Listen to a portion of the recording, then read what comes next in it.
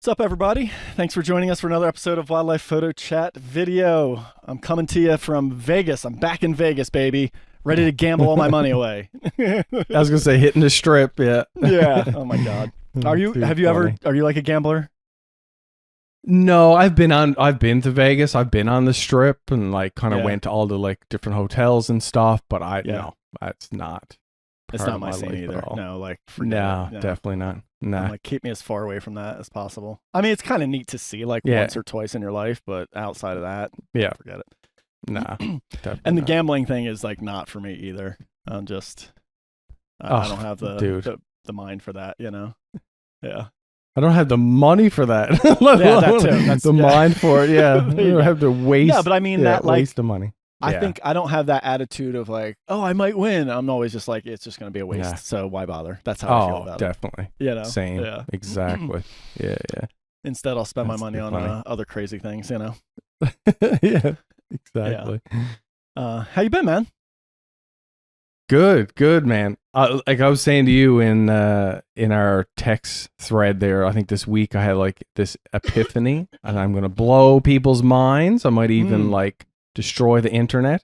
That photographing in snow is pretty amazing. Oh, yeah, I know. It's nobody Right? realizes that. Well, I think the thing is like I'll get into it later on about like the shoot that I had, but like just I think the previous years we haven't had a ton of like snow, like really big snowfalls, and then when it hasn't lined up. This year I've actually been able to line it up a few times with my outings, and yeah, dude, it's so much fun. Like actually falling snow I'm talking about. Like I photographed just gonna in, say, like snow on yeah. the ground, but Sure. to actually be out like in a big snowstorm with the big Yeah. flakes, like yeah, dude, it's so much fun. So yeah, It I've been really enjoying is. that for sure. Yeah, I know. yeah. And it's just, man, when there's something about like a decent snowstorm and when it's Mhm. like when the ground is fully covered and you got Yep. good snow falling, if it's not like a ripping storm, it's so Mhm. quiet. It's like the most Oh, it's silent you can be peaceful. out there. It's just Yep. everything is dampened, you know? Like Mhm. the sounds that do happen don't echo off of anything, and it's just it is really a weird, in a good way, peaceful feeling. Yeah. Oh, it definitely is. Yeah, it's got a magical feel for sure. Yeah. So yeah, Yeah. we're back in Vegas, man. Came Mhm. back here. We've been all over the place. It's been a good year. Good. Yeah, so we came back here because I ordered before we left here the last time. I ordered a fancy new mountain bike, and I just got to ride it for the first Yep. time this morning. It was just amazing. Had a blast with it. Awesome. Yeah, so we had to come back here to get it, and that was the challenge of Okay. me getting something like this. Is I wanted to do a little bit of custom stuff, so I needed a bike shop to do it because I don't know what I'm doing. You know, I'm just like I'm like the photographer that like buys the most advanced everything and has no Right. idea how to put it to use. No. You know, like that's me with the Uh-huh. bike. I'm Yeah. like, give me the best. Yeah, you you're know? learning. But I don't know how to break anything down or put anything together, so I'm just like, I need a bike shop to do it. So, Yeah. when am I going to do that? We're traveling all the time. And so when am I going to be in an area where there's a good bike shop that would be able to do it, and then I can get back to it, or we're going to be there long enough to get all the stuff ordered in, all that. So we kind of realized, like, you know, from where we were going to be, Vegas was generally at most probably about a 5-hour drive, which I know for a lot of people sounds like a lot, but for us it's like, yeah, whatever, 5-hour drive, you know? Crazy. Yeah. That's like a And so- vacation for me. Exactly. Yeah. I mean, that's a big deal for a lot of people. I know Yeah. that. So anyway, yeah, Uh-huh. came back here, got the bike, and there's not much really photography going on around here other than if we go up to the Valley of Fire thing, which we may or may not do because we're debating on whether we were going to go back to where we just were outside of San Francisco, which is where all these Grebe photos are from. Beautiful there. We love the area. The weather's been great. And then there's mountain bike riding there, which you've seen some of, Brad. And anybody that follows me on Instagram, I actually shared a video there. It's just like the most beautiful place to ride. These rolling green, lush hills. So fun. Cool. And me and Emily started riding there and having a great time. But the weather out here, again, this is like the second time this has happened.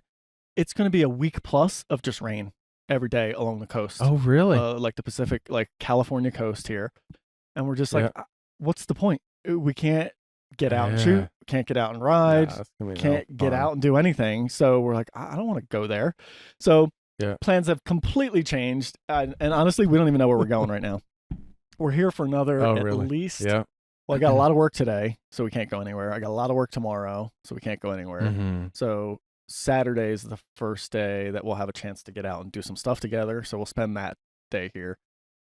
And then I don't know where we're going to go. I don't know if we'll stay here a little bit longer or if we're going to find another place kind of in the desert. We might maybe kind of skirt out towards Arizona because I think the rain's supposed to even make it all the way in here into Vegas a little bit. Oh, wow. Yeah. So it's just like this whole, I guess it's a big system coming that's just kind of inundating it, you know? But it's like, this is not supposed to be this weather here. Right? It's not how it works. Yeah, it's so weird. Hey, yeah, the weather is definitely shifting and changing for sure. But again, like how amazing for us that we can just say, well, you know what? We were going to go there. It's going to rain for 4 days. Screw that. Let's go somewhere else so we can actually enjoy it, you know? Yeah, exactly. It's such a cool thing to be able to do. Yeah. So anyway, yeah, a couple of things too I want to mention before we get into talking about the past week of what you and I have been up to. The Z9 firmware update 5.3.1 I did, and I haven't shot many stills, and all I was doing was these Grebes, so like waterfowl photography basically. But I was doing, and here's the other interesting thing, I was using the 400-2.8 with a 2x teleconverter and mostly video. But in that context, and a few times I did check it in stills, the bird eye tracking seems to be doing better than the animal now, all of a sudden. I'm like noticing like a flip. Yeah. But I will say that's one scenario with a very specific lens with a ton of focal length and mostly video. So, you know, we'll see where that goes when I get more variety and diversity of shooting. It certainly did nothing for snow, put it that way. Okay. Oh, yeah. I was like, and you were shooting what is going?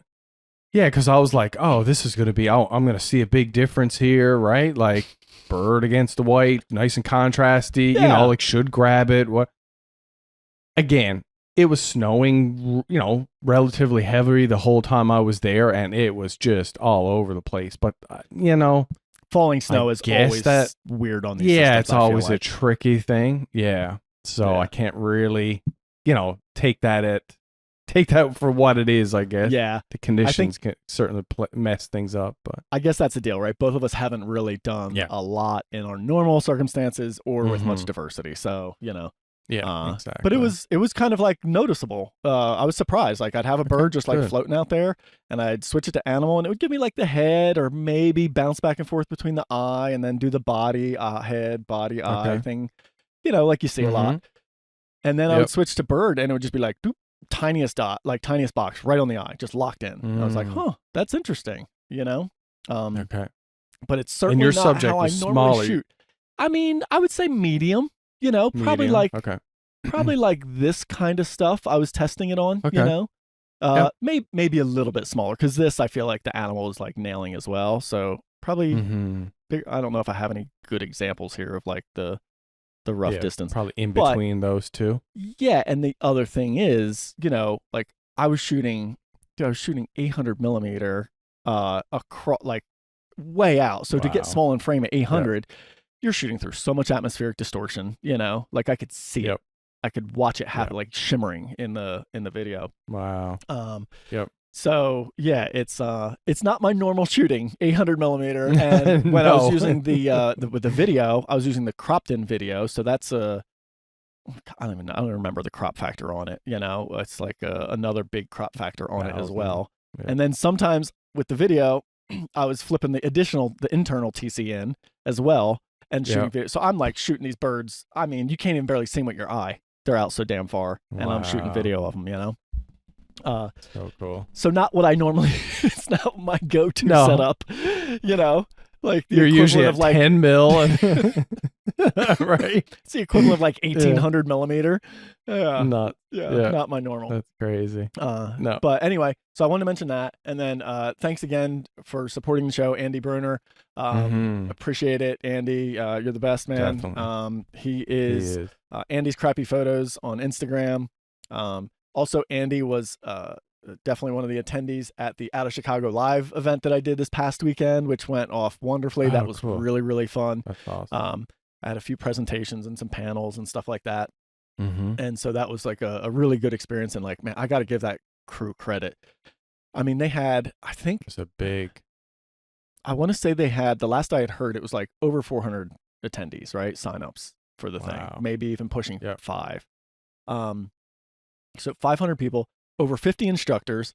Then they have basically helpers that run the Zoom for you while you're doing your presentation. So you don't have to worry about like Zoom logistics, right? Oh, you really? just have to do your thing. Like they're handling, monitoring questions and answering questions of people having struggled to get into Zoom and all that stuff, right? Okay, They're doing all that for you. So they got those people doing that. Then they got like their own crew behind the scenes, just like checking, making sure nobody's having technical difficulties with presentations and stuff like that. And like, and at any given point, there's like multiple presentations going on at the same day. Dude, it all ran so smooth. Like everything I was involved with was just like a piece of cake. Flawless. Oh wow. Yeah, that's just cool. so smooth. We had one panelist with like a photographer that was moderating it, and then 3 of us, 3 other photographers, like answering questions. That whole thing flowed so smooth. Like it was incredible, because we can barely cobble this podcast together, just the 2 of us. With no we need to hire a guests. team. Yeah, exactly. So I was really impressed at just how smooth it all went, and it was great getting great questions and feedback. And I did a presentation like a month ago on small and frame, and it was like a challenge for people that were attending to submit photos, and then I was going to give them feedback on it. Cool. So that was one of the things I did. So that was really nice. Yeah. And I was able to I got like a ton of submissions, had like, I think it was like 48, 49 photos. And I ended up getting through them all in an hour and a half, wow. Which was pretty cool. It was like rapid fire by the end. Cool. I was just like blasting through, giving feedback. But that was really fun and went well. So yeah, really cool event, a really good time. And I definitely would do it again next year if they invite me back, for sure. Cool. So that because you say they've been doing this since like COVID. Pandemic or before? Yeah, they started it for that, and then just realized it was going so well and people kept asking for it, so they just kept it going, Nice. And I think That's it makes cool. sense. Like I'm going to join them next month in person in Florida to do Out of Merritt Island. And, it's just way more expensive to go in person because you've got to do lodging and people got to fly in and stuff like that, and yes, an in-person workshop is certainly different than what you can learn online, but I still think like this format, that online conference, is still different than like watching YouTube videos because it's interactive in a way, like you can ask questions as it goes, you can get answers, there can be communication there. Like it's just different. And everything's geared towards teaching, not just I want to get the most views on my YouTube channel or, and I know there's plenty of people just trying to teach there too, but I think there's always like an ulterior motive as well sometimes, of just trying to grow the audience and stuff like that, So yeah, that was a really good experience. Immerse in the Wild launched, we talked about the last time, and so new photos there, everybody. So go check it out. We got new content. I'm planning on 3 photos a week. So Monday, Wednesday, Friday, new photos will hit the website. That's going to be kind of the schedule I'm going to try and maintain as long as I keep getting submissions.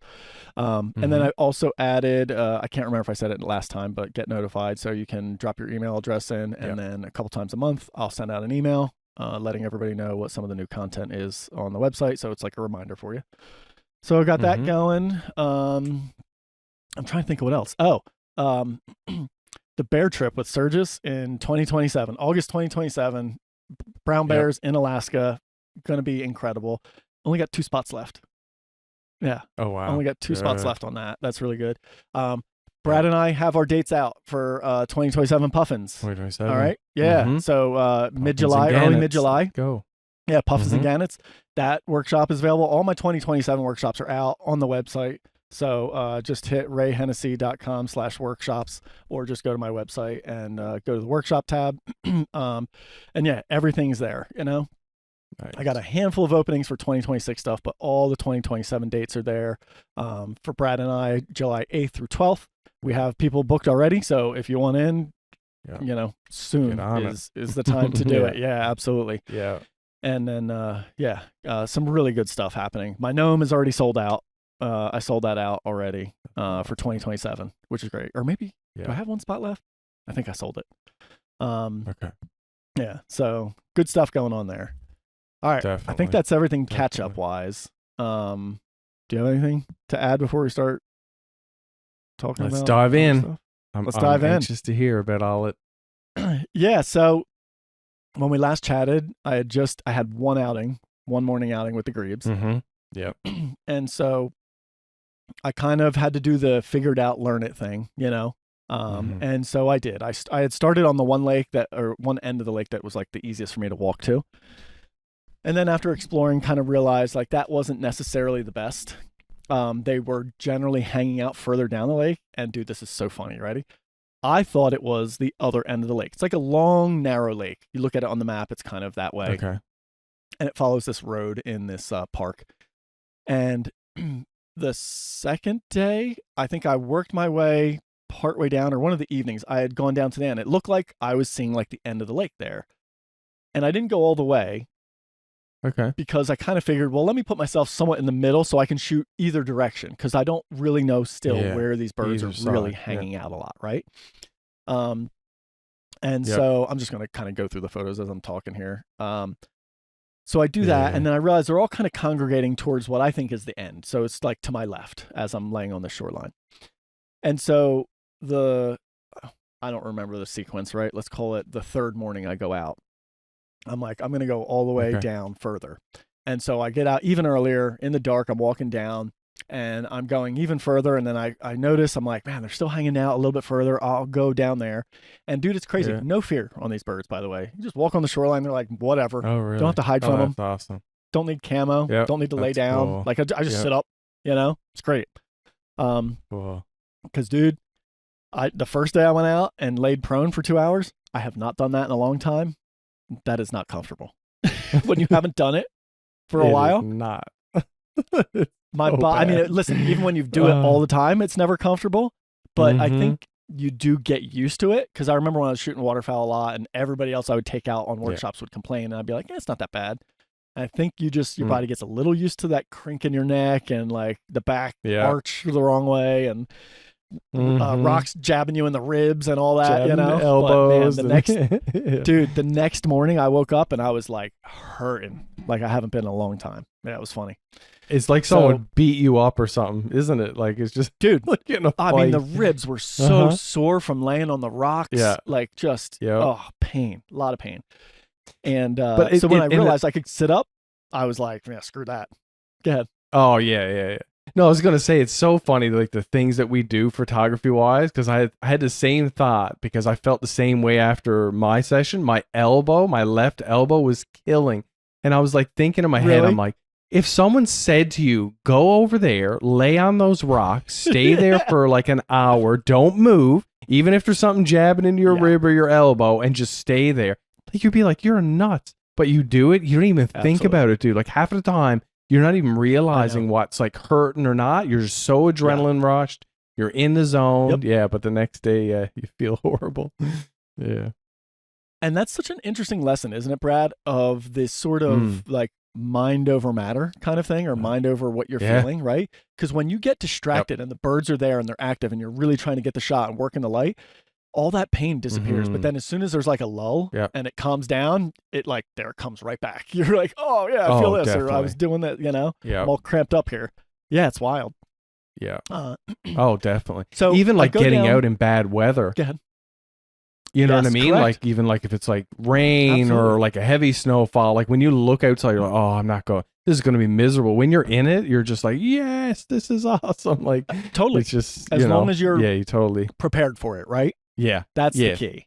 If you're not properly dressed or too warm or hot or anything or cold, whatever, then it can kind of suck. So yeah, I go in the morning. I go down to what I think is the end of the lake, and I work there, and I have a great morning, really, really good morning. And the goal the whole time is I wanted to photograph. And I talked about this on the last episode. The rushing, right? It's the courtship behavior where these grebes, they're both Clark's grebes and Western grebes. They kind of pair up and they do these funny head movements in sync, and then the coolest move that they do is they'll get up on the water and run, which is just amazing to watch, right? And dude, on average at this lake, when I'm laying there, if there's 50 birds spread out in any direction in front of me, that's low. That's a low number, right? Wow. That's like they've kind of dissipated and they're moved out, and there's only maybe that many around. On average, when they're kind of like the flock would move in, at least 100 birds, sometimes had to be at least 200 out there that I could see in any given direction, right? Wow. And dude, you'd be like, you're scanning, and then all of a sudden you hear off to the right, like where you're not pointing, right? And then you're like watching over there, and then off to the left. You would just, and what's calm and quiet, you could hear it all over the place. And every time you hear it, you'd look out, and sometimes it's like so far away, it was never going to be a photo anyway, right? But sometimes you'd be like, oh, it was right there, Right. And I'm not sitting up with the camera. Now, listen, a couple of times for still photos, I could have, if I was sitting upright, I could have gotten them on them quick enough and just shot, right? If I was sitting upright. But then the perspective wouldn't have been great. So I always had the camera low. And so then I was using the flip screen and trying to get on something quick on a different angle at 800 millimeter, mind you. True. Is a tiny narrow frame, right? Trying to get on that quick with the flip screen it's so hard. I did it a couple of times where I caught some stills of it just like in the middle and at the end. But I was like almost never on it.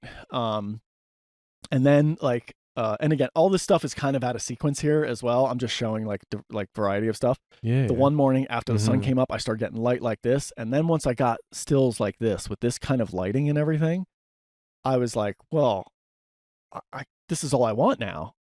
I don't want to shoot rushing grebes. I mean, listen, I'd take that, right? But like, I don't want to shoot them in just like flat light with a whatever background, I'm like, give me the glow, So definitely. I'm now like concentrating over here, but then you hear them rushing off to the left and you're like, oh, like it's so frustrating, dude. So frustrating. So this rushing doesn't last long, hey? I think the longest I would ever say is maybe 5 seconds. Okay. Maybe, probably 5 seconds is like a long one, it's pretty short. It happens. And I thought, just knowing most bird behavior, right?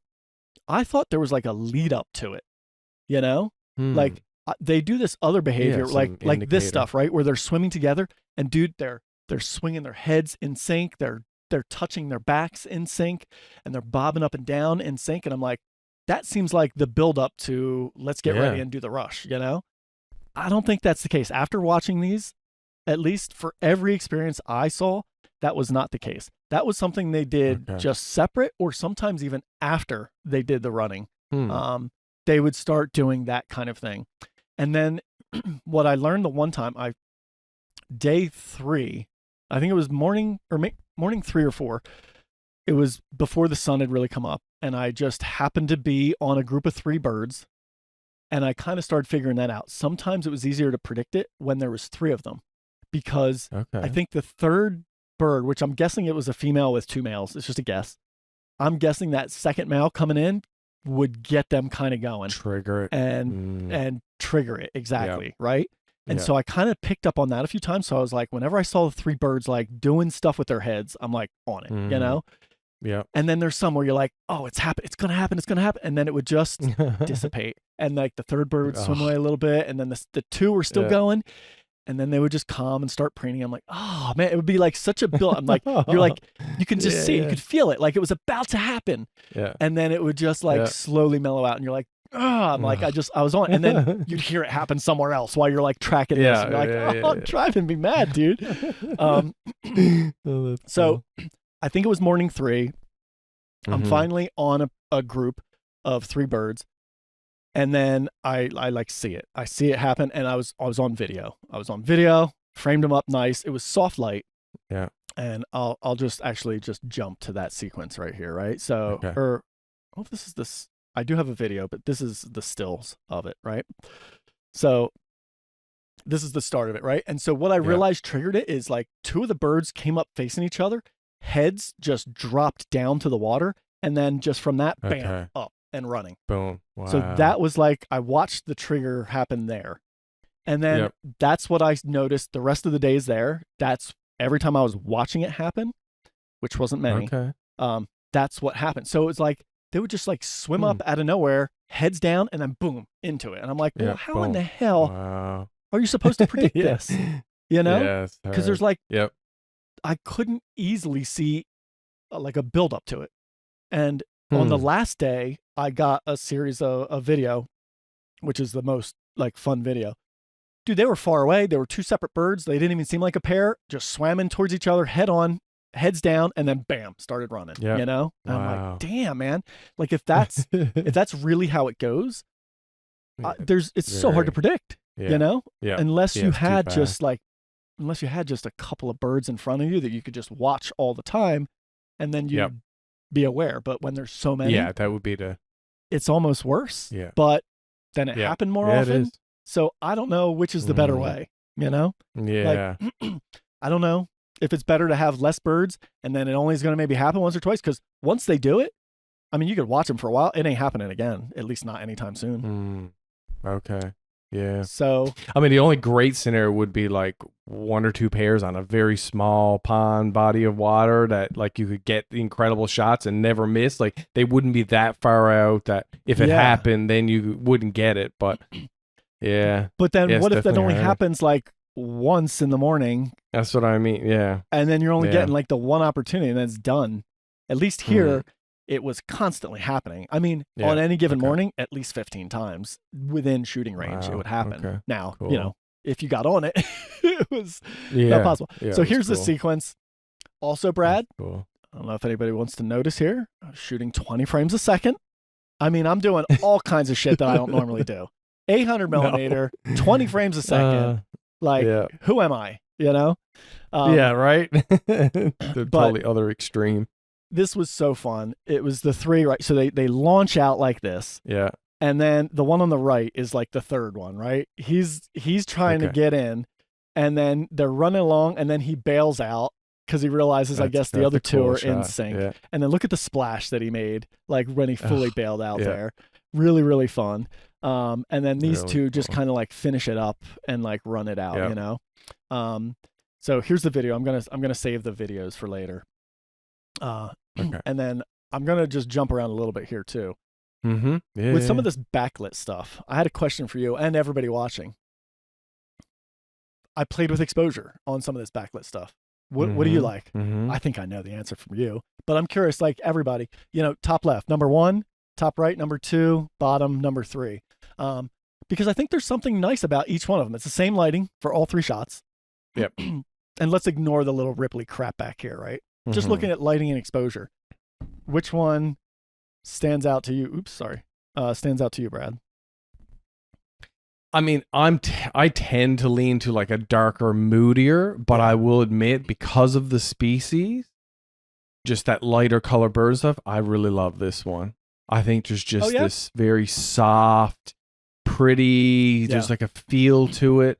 And personally, if I was editing it, I'd be like darkening it down. Like I would like, you know what I mean? Or I would have shot it really dark. Yeah, I would have done, because that's just kind of the style I'm in right now, is this more moodier. Yeah, it's just more moodier feel. But I think like with the species itself, like go for like this more dramatic light feel kind of thing.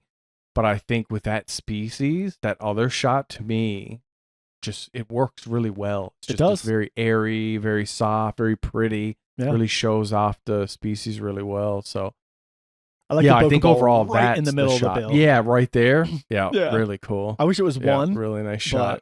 But Still cool. Yeah, so it was interesting. I forget what happened. I think I had my exposure set for something. I was shooting somewhere else, and I swung in on one of these backlit shots, and it was just set lighter. And I saw it, and I was like, ooh, this actually looks kind of nice, because I was doing this pretty much all. This is my go-to. This is where I go. Yep. I go to the dark. And you know what I think the main difference here is, dude, is like if we just compare the 2 extreme ones there, right? To me, the shot on the left is more about the lighting. The shot on the right is more about the bird. Yeah. definitely. right? Wouldn't you Yeah. say? 100%. Yep. Yeah. 100%. Yeah. Definitely. Because here, that's what you see. Like what I see the most That is little that bit of rim beautiful lighting, glow, yep. the rim light, the glowing bill, the stuff like that, right? Here, Yep. I see the bird, and then you kind of notice like, oh yeah, it's backlit. It's got a light, airy feel to it. Mm-hmm.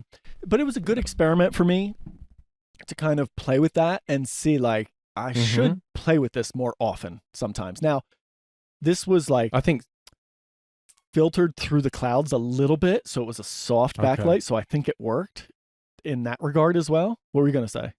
Yep. Well, I was going to say, I think depending the species, like I think that would be my trigger factor. Like in that thought, like if this was some I don't know, ugly if ass this was bird. a female, well, I'm just thinking like a female greater scop, brown bird, no real like cool feature to it. Like, you know, if it was getting rimlet, I would want then to focus on that aspect of it, not necessarily to show off. Because what features does she have? You know, that I would really want to show off. Where this bird, That's a good point. To me, is super pretty. It's got this really nice orange bill, that eye, like just, you know, just the plumage shapes and stuff. That I think I would want to highlight. And then you still get, like you said, you still realize it's backlit. There's a soft glow. So I think would be the trigger for my brain to go, yeah, I want to show the species and up the exposure. So yeah, no, I agree with that. And then also additionally, I think it's nice to play with the mood. There's such a different feeling to both of these photos. Oh, you know, definitely. the left one is just more like punchy, dramatic, like, you know, moody, and the right one is just like this lightness feeling to it. You know, both in the actual exposure and just like I feel like the kind of mood that it sets. You know, and it's just neat to see like how different you can make the photos look. Same lighting, generally same spot here. You know what I mean? Like roughly same angle. And stuff like that. So I thought that was like an interesting thing to play with. And then of course I just love playing with this kind of stuff. Like this. That's the light. That side lighting with the turn in. So good. Oh, I love it, dude. And then this thing with the elegant neck, like making that like the light comes down to like a point on the white there. Curvature. Right? Yep. I mean, really nice. And then it bleeds down into that soft reflection. Exactly. I love it. Yeah. That's my style. Yeah. Absolutely. Yeah. I love that kind of stuff. And then one morning had like a little bit of fog and then of course mood to it. Like hanging clouds. And I didn't realize until I got down there, which was a half-hour walk from the campground. So I get down there and I was like, if I would have known, I would have totally brought a 1-400 out on the other camera or had it secondary. Cause like, dude, the clouds, the sky was lighting up. It was this beautiful sunrise and I'm stuck like widest I could get was 400. So I went vertical, found some faraway birds and tried to show something of it, you know, like with this kind of stuff. That's just to really set the nice. mood there. But it was like a bummer being stuck at 400 millimeter, you know. It was like I ripped the TC right out, like the 2X. Oh, definitely. I was like, give me 400 because like this mood is incredible. And I was like so bummed that I was stuck at 400, and it's just like, yeah, see, this is why I don't only shoot these lenses. You know? Exactly. That's too funny. But yeah, I like that one a lot. It's really nice. I wanted to get your take on this. Yeah, all that haze, right? The atmosphere. Look at that. Wow, right? Look how it distorts. Like, oh yeah, man. Look, this is 1120 millimeters. So this is 2X teleconverter and built-in teleconverter, right? So, and like, look at it. Like, it's just trippy. Wild. Yeah. So like my question, abstracty feel. Exactly. Does it work or is it just a soft out of focus bird, you know? And commenters too. Let me know, you know? Yeah.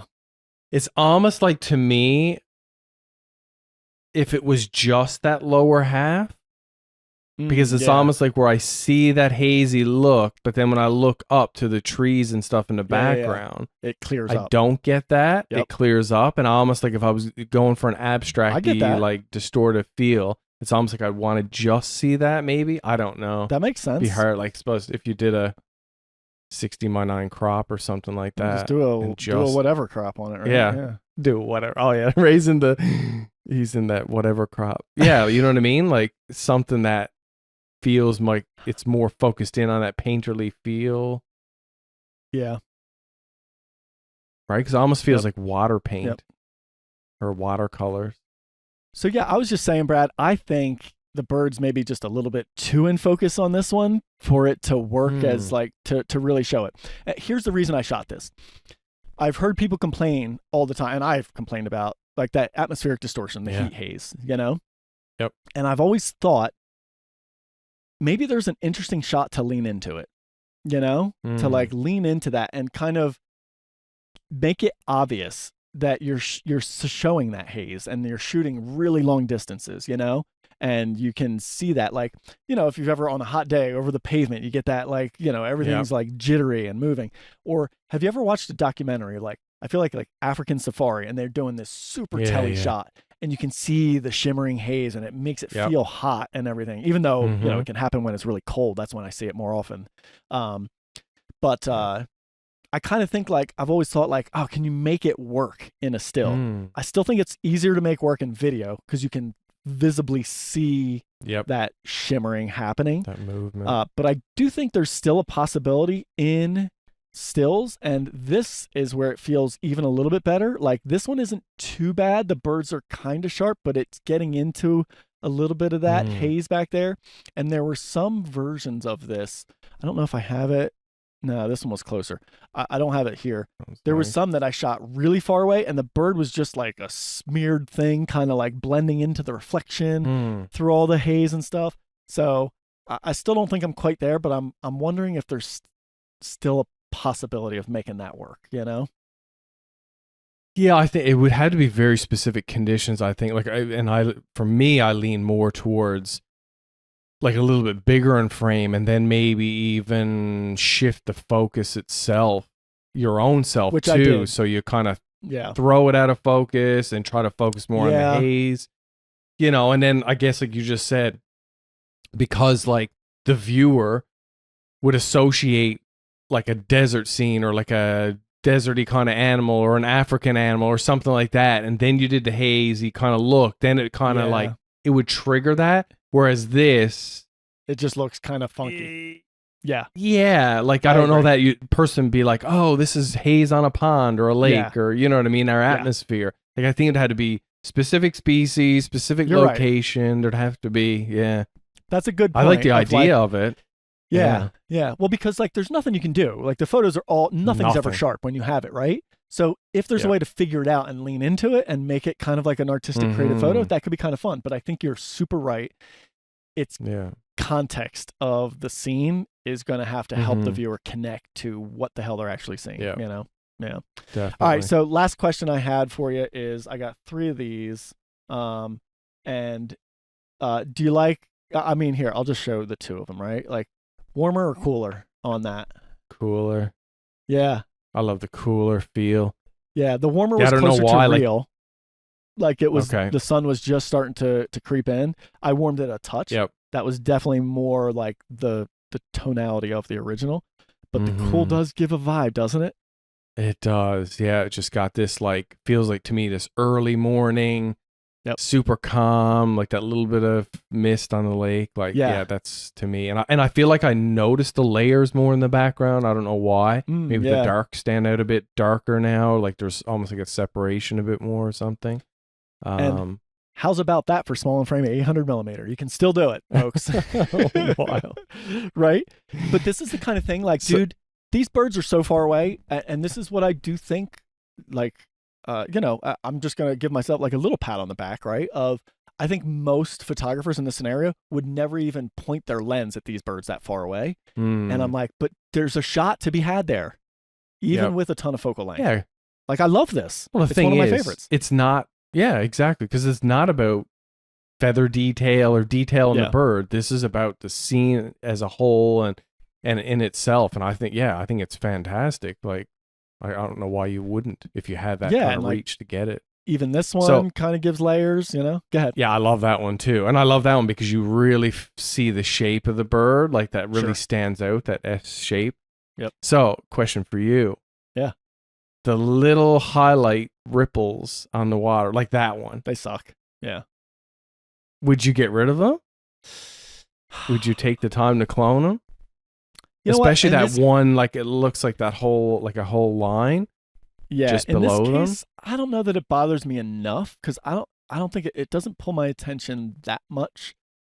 but I don't know. Yeah, I don't know. I'm trying to think if I had that one's worse for sure. Yeah, because they're smaller, I guess. Yeah, well, and it was the wind, right? It bird. was just dependent upon the wind, and like it was just kicking up randomly, and that was like another big challenge with all this. You know, this is a big lake, and wind was definitely a challenge. And as soon as it got windy, it was fine for some video stuff. I was like, you know what? If they're rushing and the water's not perfect, who cares, right? The behavior's so cool, it wouldn't matter. So I stayed a lot of the times, but stills wise, I just basically gave up as soon as the wind was kicking up everywhere. And the last 2 days were just super windy. It sucked. I kept going out, and I was sitting there, I was just like, and I'd get like a little calming. It would like a lull. I'm like, all right, here we go, and then like here it come back again, and just like it was rough. It made me realize how lucky I was on those first 2 days. So, but how about you? Would you remove the stuff on that? Me personally, yeah, definitely. Yeah. Okay. I think so. Just that line. Like I don't care about the other ones for whatever reason.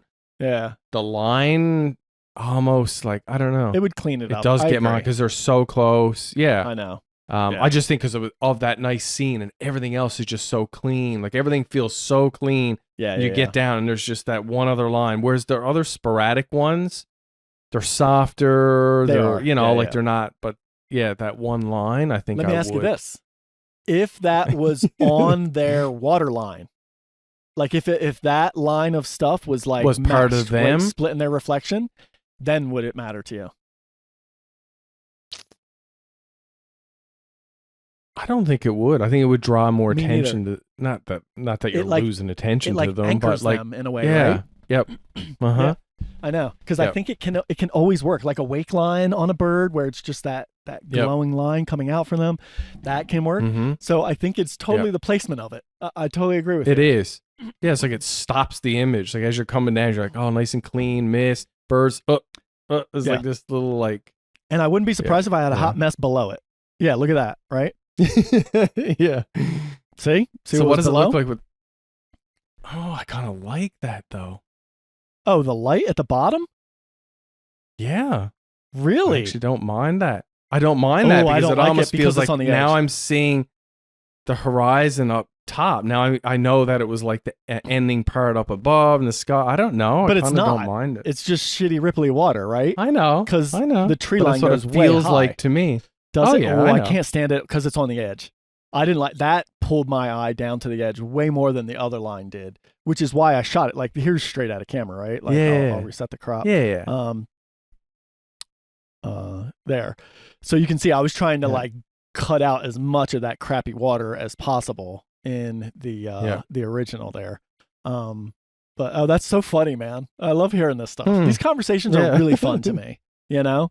Like just hearing. It just goes to show like it's preference and all this stuff. Like absolutely. Yeah. Yeah, it's a cool shot. I like it. I'm glad. Yeah. Glad you took it. Thanks, man. So then let's see what else we got. So this was one of the later times I got some rushing. This one does have heat like distortion. They're not tack sharp, but again, I'm like, the splash is great. Action. The pairing is fun. Who cares, you know? This might be one of my favorites. The water isn't the best, but it's got the orange glow on it. I love the lineup on them. I like that you can see some of the trees in the background. The splash is glowing nice. So like this one worked well for me. How about you?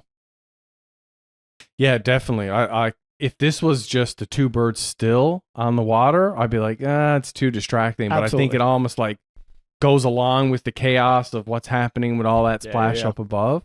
So yeah, I'm cool with that. It's all about the action. It's funny, like we've talked about before, it's stuff you can kind of get away with. Oh, absolutely. In an image, if there's action, this works really well. Yeah, definitely. All right, so that's a really good question. I'm gonna propose this. We'll see how this goes. I'm curious to hear your thought on this. I've been thinking this lately about like wildlife action photographers. You know, like because I think there's a lot of photographers that do really well and amazing and kind of make a name for themselves.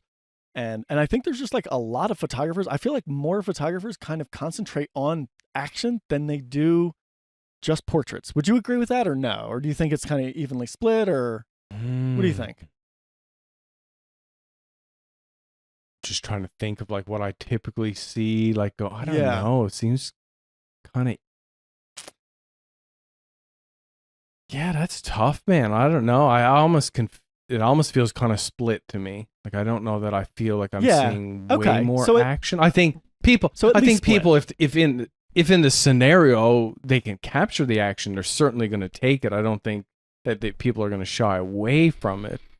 All right, so here we I go. don't You know ready that for they're this one? just out there to get. Yeah. Let's see what you definitely. think. And everybody, Okay. watching, see what you think on this one. So I kind of think and listen, action photographers, there's a skill there. There's a skill, especially with birds in flight. There's a skill. But I think once you get that skill down, it plateaus and becomes easy, especially with modern gear. So modern cameras and tracking and modern lenses, not even the most expensive lenses. The action shot kind of becomes, in my opinion, easy. And so I wonder if there's like some photographers might gravitate towards that because in a way it's easier to capture truly amazing photos. And I do mean that. Like, they're still amazing photos to get this action, right? Versus trying to capture an amazing photo with composition and light. That to me seems more challenging than the action-based amazing shot, just simply because the action-based shot, like I said, requires you to get that skill down of tracking. But once you have it, is it really that hard anymore? It's simply just time. Now, listen, that's something else, right? So that those photographers have patience, which is not nothing. I give them that. There's credit there, because you got to spend more time in the field to capture behavior. But technically, and the ability to operate the camera and capture it, it's kind of easy at that point. And I think some people might hate on me on that one. But like, right? think about it. Like, Brad, throw us at the seabirds with puffins, right? Tiny bird, what, 50 miles, 30, 40, 50 miles an hour through the air. Do you really feel like it's that hard to track them and shoot them in flight with a Z9 and your 500 millimeter? Oh, no, definitely not. Especially with so many opportunities that you get. Yeah. Sure. But that's what I'm getting at. That's what I'm getting at, right? Like, because you've had enough experience to get that skill down. And once you have that, it's like, okay, throw me in almost any scenario and I can capture that action with the experience and the skill that I've worked to gain of tracking and the gear that I have. The gear legit just makes it so damn easy to track that action and get that. And then again, I'm not knocking those shots. I'm not saying they're bad. They are good shots, right? Because action is incredible. It's beautiful. But I'm wondering if there's like a tendency for some people to go that direction, because that's kind of like a consistent, easy way. Like, I've got this skill and now I can consistently, easily get photos at a level at this shot. Whereas if you're just like, you know what, bird just sitting there. Now you, the photographer, have to figure out where you're going to position yourself, find some light to make that interesting, and then some interesting composition to make it kind of stand out and not just be like a shot. That to me seems more challenging than just I'm gonna track an action like and shoot it. You want to join me on that, or? I was gonna say, I think we just started a new topic: raise hot takes. No, so I think I'm wondering if, when you're thinking of this, are you comparing taking a beautiful, perfect, like incredible light scenario of a portrait, which like takes time to figure out and lay out and whatever, comparing it to just any old action shot? Because we've said, is like adding them all. Well, this is what I was about to say, because I agree. There's a forgiveness when there's an action happening, that you can capture that. If the light's not perfect, maybe the background is not, as crazy clean or undistracting as we would typically hope, you can kind of get away with it, because right away the viewer goes, how many action shots we see that are super popular online and get a lot of attention, and the light's just kind of like, dude, if that was a portrait, that light's horrible. Flat out. Exactly. So I think that's why I say, if we're comparing just any old action shot, Yes, then that is more yes, what I I mean. think once, yeah. So then, yeah, I can kind of agree that yes, if you got the skill level down, once you do, Yes. you know your settings and you can anticipate the behavior to capture that, then yeah, I think all day it's not hard. But if But you then if want you to want get to combine into like everything, then it's the hardest of all. the best light, Yeah. the best Yeah. light, the best everything, that takes a Yeah. whole other, well, it takes what you've just experienced over this past week or so of like going to a location, repeated, finding it, because you did everything in this. This is like, to Yeah. me, this is the type of outings that I just absolutely love. Like this, and I guess because I'm primarily shoot in just one, you know, like I'm Yeah. here in Newfoundland, that's it, is like learning a behavior of a species, learning a location, like getting it so dialed in that you know once everything lines up perfect, you know right where to be to capture that action or that beautiful portrait or whatever. So yeah, I can kind of stand behind like, yeah, if you can capture action and figure it out, like, you know, it's fairly easy, and yeah, you're gonna get That is what I meant. That is a you good know. clarification, right? Like, Yeah. I just mean the action Yeah. shot of like the average action shot we see that gets Yeah. like a good response when it's shared on social media, because it is cool Mhm. behavior. And again, I'm not Yeah. trying to dismiss that those are still good photos in a way, and great photos in a way, right? Mhm. Like, because Mhm. the behavior is there, right? But I think you and I are so tuned into lighting and composition as a big part of our skill set that we struggle to ignore that with action. And like this photo on the right, like, you know, I share it and Mhm. but like my first thing to say is like, yeah, I know the water's not great and blah blah, you know, like I'm like giving it Mm. excuses. Even though Mm. I still like the shot, I'll probably still share it, but it's like, Oh, here's what I definitely. wanted. I wanted the conditions on the left. Mm. I want the calm water and that lighting with the birds on the right. If I got those Mm. two combined, there's the holy grail. That's all of them, Yep. right? Now I got the Yep. light, the conditions, and the action, right? But here's my point is like, I think if I shared both of these, which one do you think was going to get more attention on social media? Oh, the action one. Exactly. And that one has definitely. less of the good stuff, Yeah. in my Yeah. opinion. I guess But it's got the action. let me reframe that. It has less of the good stuff that matters to me. That's the opinion Mhm. there, right? Because to Yeah. so many people, they're like, yeah, whatever. Look at the behavior. It's amazing. And I agree. Yeah. It is. But I'm so tuned into that lighting and the condition stuff that I'm just like, it's just like all I can see is where it's failing, you know? Yeah. And Yeah. it won't prevent me from And sharing it. I still Oh, recognize no. that it's a good shot and it's worth sharing. But Yeah.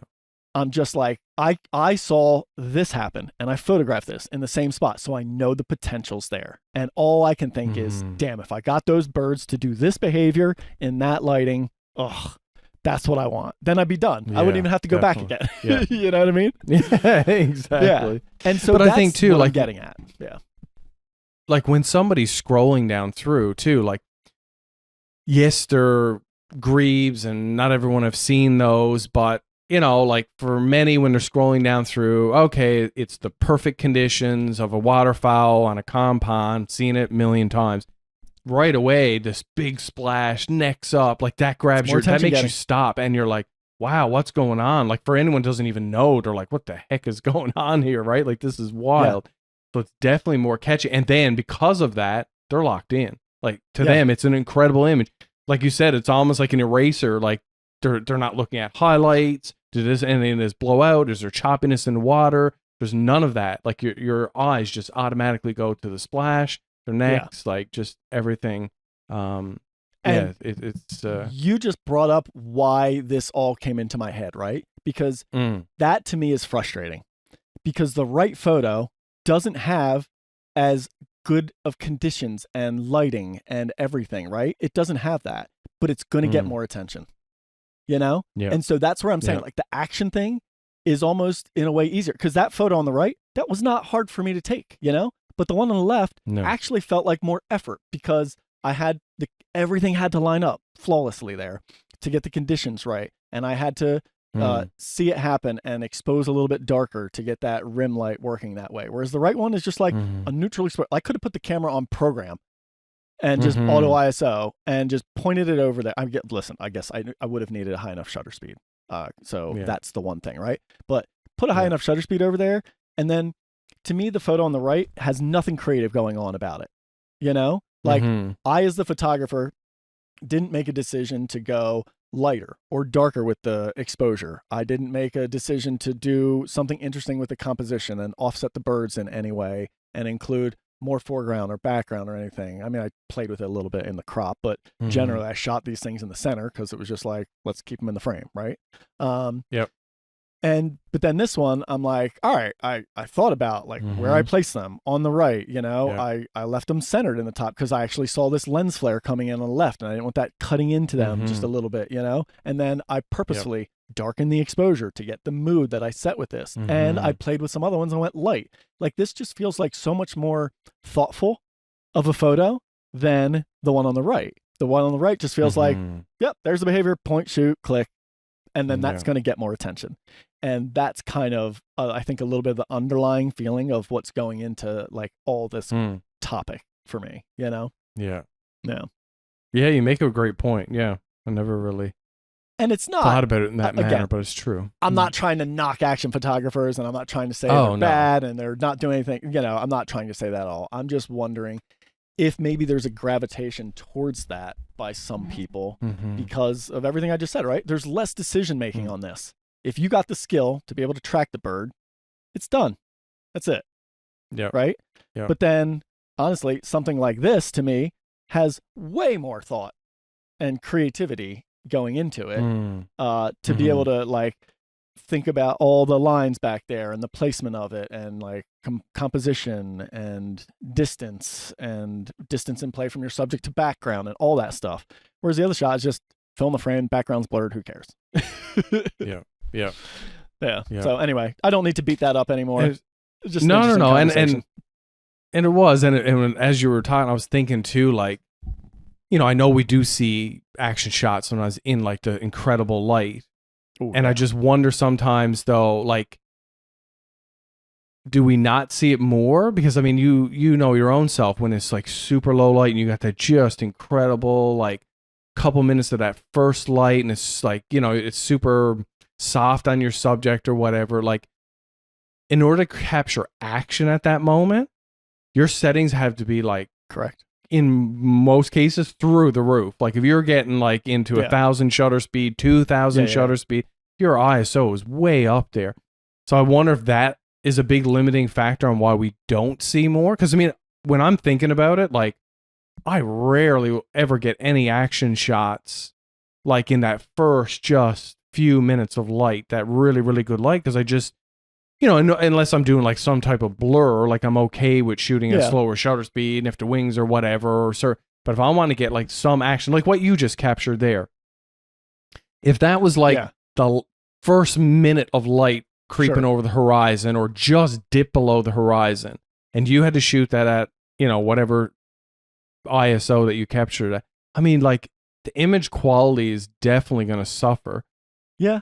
Right? Because you're at, look, 16 there. And I mean, you know, like, I think I just wondering if that's away with half the shutter speed, probably, right? But yeah, no, I think that's a part of it. Maybe. I think the other part of it, too, as you're mentioning it, is the behavior of the action takes more time, right?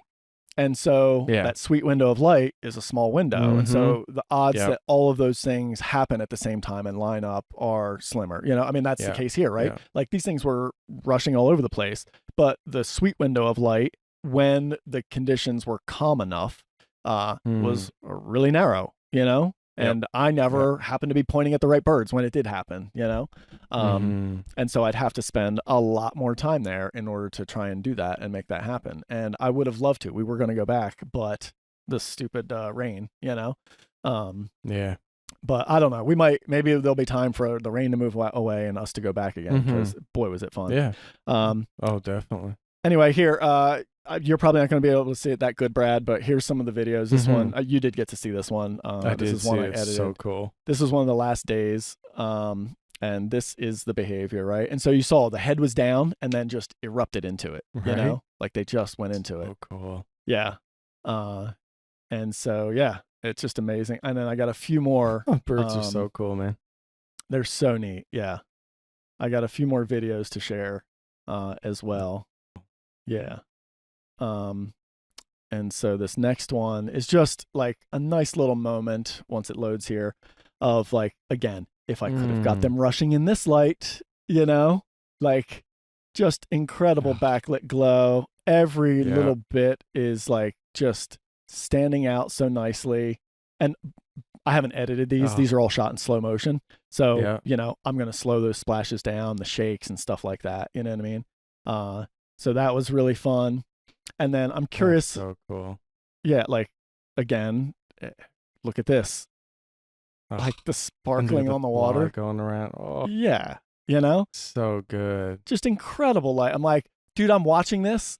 And I'm just like, why? Why can't you lift up and run in this and give me that? Right? Like, imagine this video in that light, backlit like that. Yeah. I just love this ruddy duck blasts in there. Like, so funny, dude. And then obnoxious. here's the other behavior. This is like where it feels like almost. Okay. Look at them. They're almost running up on the water, but it's like way slower, And look at the head movement. I know it's choppy. It's not playing smoothly for everybody. No, but, it's not bad. Yeah. It's hilarious. And I think I have one more that really shows that hilarious kind of head behavior. You would think that's, how is this not happening? Right? Yeah, they're almost there. Wow. But dude, the back and forth head stuff, I was cracking up the whole time, man. It's so funny. They look so silly. And then they would like move on to a third bird and stuff like that. Here's just a little sampling of like some of the birds out there. Like you can see, this is just an 800 millimeter frame, right? Or actually even cropped in more than that. But here's where you could see the heat haze really cool, Yeah. Like that was really neat. God, videos play awful in Lightroom. I got to stop playing them in here. It's just so choppy. I don't know why Lightroom can't handle like playing video cleanly, but it never has, I don't know why that one's here. Oh, I think it was just another one of the really funny, like just showing their heads, like, and darting. And then like they touch their back. Yeah. Again, it's not playing that clean. Cool. Yeah. All right, well, screw the video stuff. Anyway, yeah, I have a ton of video. I shot over like 250 video clips. Oh wow. Yeah. That's so cool. Some of these awesome quail were there, and then in our campsite was so this screech owl. Like literally, we're going to bed one night, or just hanging out in the van with the windows open. I was like, that sounded like a screech. And Emily's like, no, I think it was like something on my music I was playing. I'm like, nah, it sounded like a screech. So I pop outside, grab the binoculars, I pop outside, look at the first hole. I'm like, yep, there he is. That's just the first hole I picked. He was just right out. Looking out the door. That was the view. Perfect spot. He was just sitting right there. Yeah. So that was really cool. So cool. Yeah. So anyway, now that I took up an hour of the show, awesome. But dude, honestly, like that, what you experienced over this past week is like, that's my jam. Like I absolutely love that. When you find a new location, there's species there that are workable.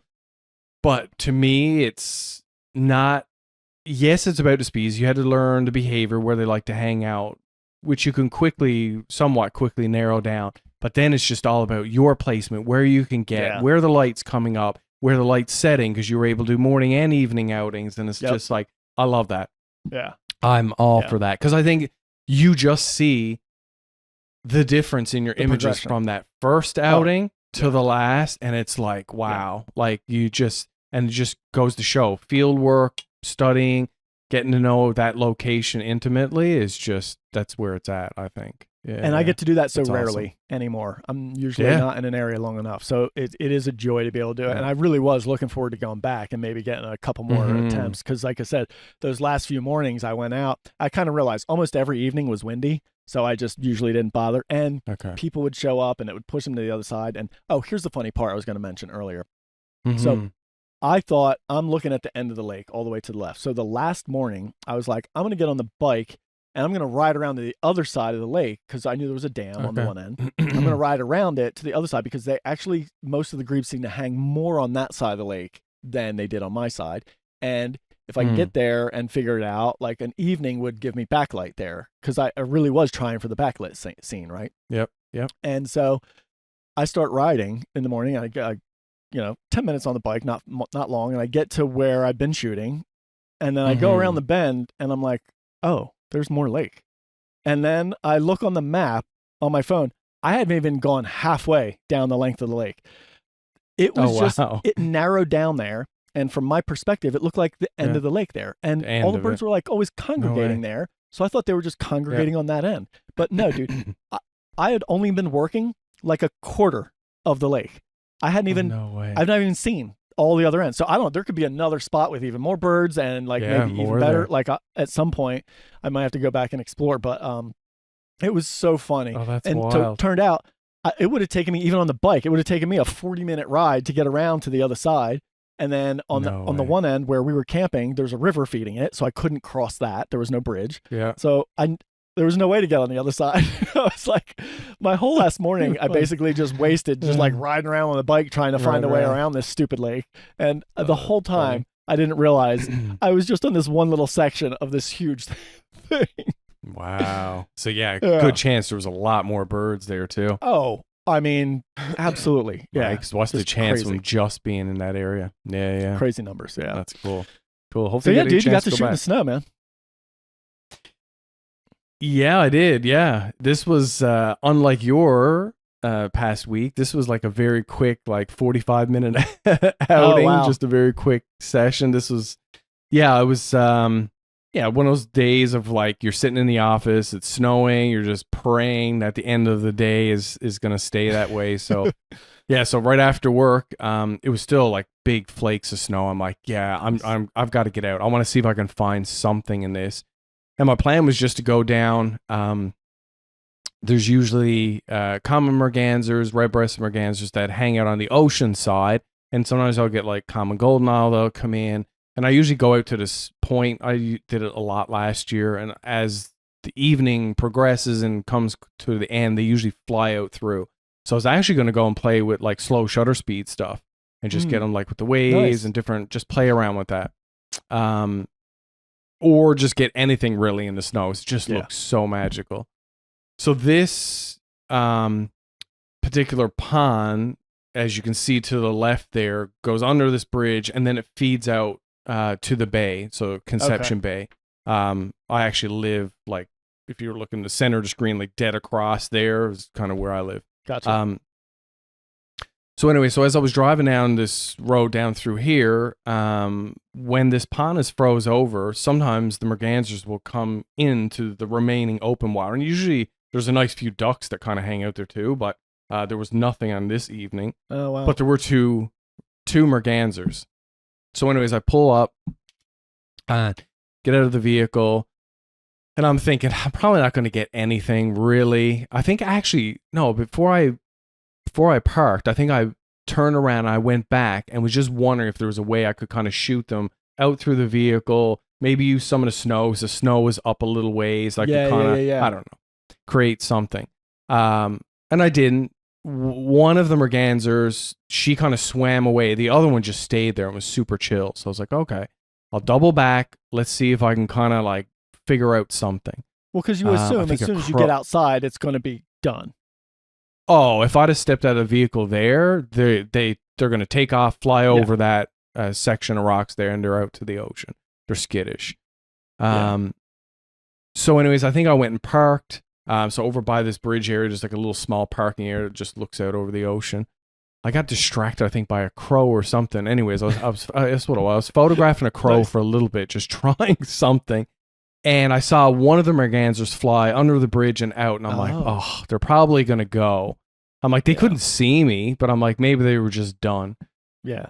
So I go over and I look and I'm like, oh, there's one there. I'm like, okay. So I kind of walk over where you can kind of see like there's a bench there and I kind of wait.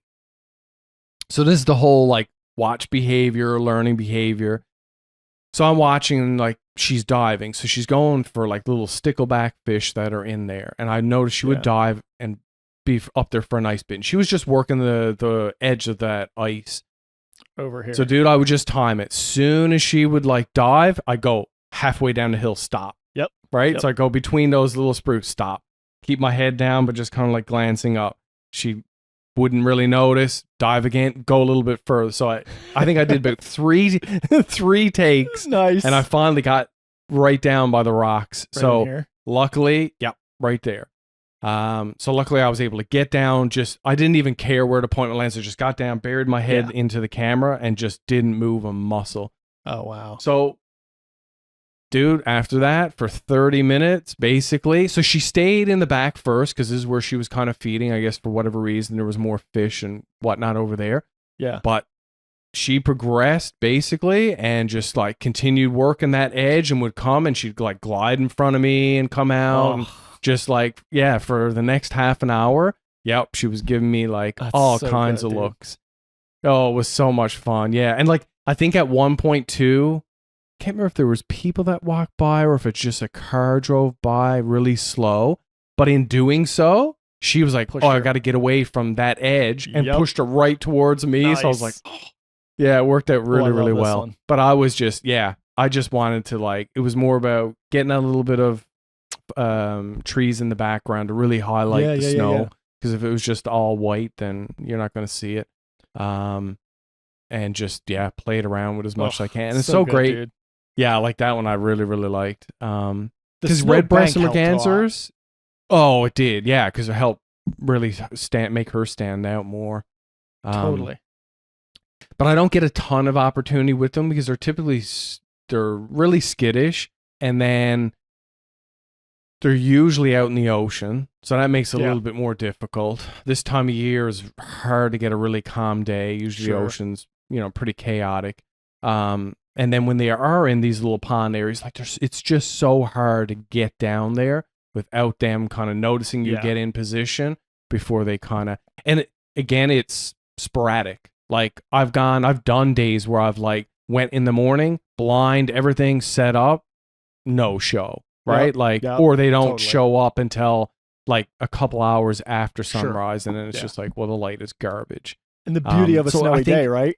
Who cares? Perfect. Who cares is right. Yeah, definitely. And I think really I'm starting to learn that they almost, I think it's like tidal based too, because it seems like when the tide is like lower there, I guess they've got less for diving down, and the fish are a little bit just easier pickings maybe. I don't know. But so this is when, so dude, I was there. So what I would do, I'd focus in, she'd dive, and I'd take my head up just enough that I could just see, okay, where's she coming up? Because I mean, these birds can dive for quite a while. Oh, yeah.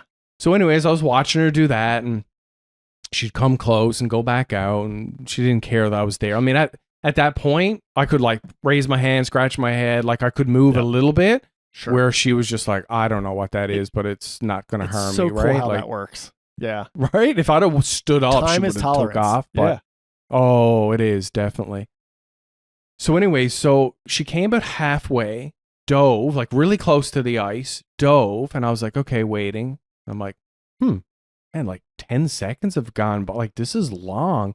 I'm like, So I'm like, okay, shit, do I move? Like, did she dive and come really far to my right? And I can't, like, because I'm looking, I'm like, do I move? Like, now I'm freaking out, right? I'm like, where is she? Anyways, all of a sudden in the corner of my eye, she had dove, went under the ice, and came up on this other little section that was just open enough, but just out of my sight. And all of a sudden, I see her coming. Yeah. And I'm like, oh, okay, she's coming. This is when she came right in front, and this is when she was done. Yeah, she came right in front, frame filling, and then she went right up that little river or stream, and then went out to the ocean. Yep, she was done. It was like, I got my feed, and like I said, I got to spend about 40 minutes or so with her, but it was perfect. That's so cool, dude. Yeah, Let me ask really you this. fun. When you're in those scenarios, I'm curious if this still happens to you. When you get this happening, right? Like you're shooting all this, it's a little bit further out there, it's good, like you've gotten down there, and then that happens where it goes under, you don't know where it's at, and then all of a sudden it comes up and it's right there. Does your heart rate elevate? Does your heartbeat like get up and like excitement? Right? Yep. I love it. Yep. And and I for love me, that still happens. Oh, it does. It's such a rush. And then the biggest thing for me was when it happened and I saw her out of the corner of my eye, I'm like, it's this timing factor. It's like, if I move now, is she going to go back up the other way? Is she going to take off flying? Because she's so close now that my movements are just amplified. Yeah. So I was just like, okay, I'm not going to move yet. I'm like, just wait. Because in my head, I was like, what I'm pointing at is just going to be white. Because it was just the ice to this. She's so close now. I'm not getting any background from that particular angle. So I'm like, I need her at least directly in front of me or starting to go a little bit to the right. So to see the snow against that, the tree line. Darker. So dude, it was just just to wait. And I'm like, okay. Now I'm like, whatever she does now, I don't care. Like if she goes or not. Now it wasn't a big movement. And dude, just like every other, like I'm sure you've had this a million times. Like we said, here I am. I'm focusing at her further out. So my focus point is about midway up that pond. So when I go to focus on her, completely it felt like 10 minutes for the camera. I'm like, come on. I'm like, grab it. All I could see was just this complete out of focus shape. Yep. Luckily, grabbed her and nice. I was able to get some shots. So that's so good. It was fun. No, I just love to hear that it like that still happens because I remember it. Definitely. And it would happen a lot with waterfowl when all of a sudden, or just any bird really, I guess. Well, maybe not. It's more like the waterfowl. It's the things that you have to hide from.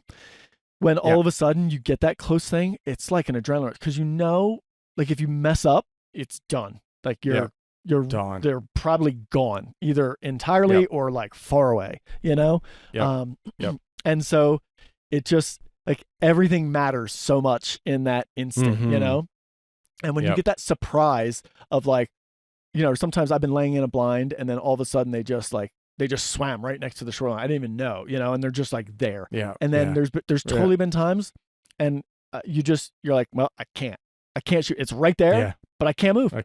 I know it. And it's so funny to like, we've learned that with the experience, right? But like I used to take people out for workshops all the time. And dude, the hardest thing was for me to get them to not move and shoot when the birds would come close before there was enough light. Because I would take them out in the dark early, hour before sunrise, 40 minutes before sunrise.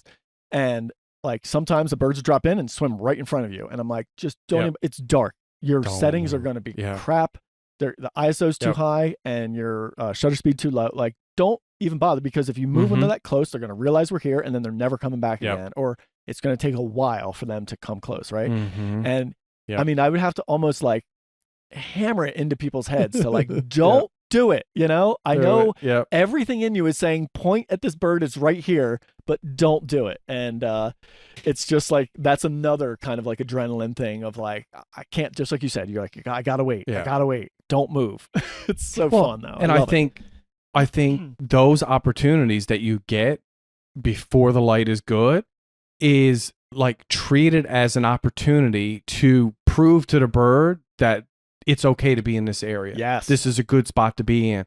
Great, because if you made a little bit of movement, even though it didn't see you, it was like, oh, what was that? Okay, no, I'm getting away from here. And like you said, to then get it to trust to come back, it takes a long. Whereas if they went, they fed in that area, they left, and there was no issues, guaranteed they're going to come back. If they did it once, there's usually a pattern. They're just going around or feeding in certain area. And if they got something there, they're going to come back. So just it's hard, but definitely wait it out for sure. I had the first morning out with these Grebes. Laying there shooting the Grebes and the stilts. And I just look over at one point, and I was in the hide then because I thought I needed it. I didn't realize at that point I hadn't needed it yet. I look over, spotted sandpiper like 5 feet away on the shore, like next to me. Right there. He had walked right up to me because I was like full hide, not moving. And I'm just like, nope, like can't. I mean, there's no way I'm like turning from facing here all the way over to here and not scaring this bird because he's so close. So I just, just watch him walk away. And that's that, But and not only that, you can't shoot sometimes. Exactly. And the thing is too, like, that wasn't your prime subject. So, but if you flush that one, it makes an alarm call, or all the other birds are going to look over and go, "Yeah, that was weird. Why did he just like? I'm not going over there." Totally. Like if it could certainly send off an alarm on for the rest of the birds. So but it was cool to kind of it was cool to get in, have the shoot, and feel like she fed, she did her thing. She on her own decided to leave. Like even when she was leaving, she just looked at me like that and just went on, took her sweet time going up because she was going against, like I could see the current was kind of moving in. So she was going against it, and just took her time and swam out. And it was, I was like, I love that. Because I love the details on these birds too. The ridges on their bill and everything. Yeah. The snowflake in the feathers. It's great. Yeah. Yeah. I love it, dude. Yeah. Well, and it was fun. How freaking awesome when you can just pop out, do an outing like that, get those kinds of shots. Like, it's so rewarding when that happens. And I know it doesn't work that way all the time. So when it does, you get to really appreciate it for sure. Yeah. Oh, for sure. Definitely. Yeah. Good stuff, dude. All right. Well, I think we that was a good one. Chatted everybody's ear off enough. So hopefully everybody enjoyed. As usual. Yeah, exactly. You know, this is what we do. And I don't know what I'm going to be up to. I have no idea. I don't have any like wildlife photography plans for the coming week. How about you? I'm really hoping to get out this weekend. One day looks like it's going to be potential, some light, some sun. So I wouldn't mind going back for purples maybe, and Sunday maybe snow. That varied thrush is still around. I haven't had a chance. I may go. It's in a weird spot where like you really can't access it. It's like on the side of like a ridge or something, and you know, every birder is out there, so it's kind of like getting pretty protective. Not that I would go and disturb it in any way, but I just find those scenarios, I just don't feel that freedom of movement. Yeah, so, you know, and so many people are going there that I don't know. But I would love to see it, though. It's such a cool bird. Yeah. So we'll see. But for me, it's just weather dependent. Sure. Yeah, same here. Yeah, I don't know where we're going to end up, so it'll be interesting. Who knows where I'll be next week? Yeah. It's a surprise. As always. Yeah. All right, man. Good catching up. Yes, definitely.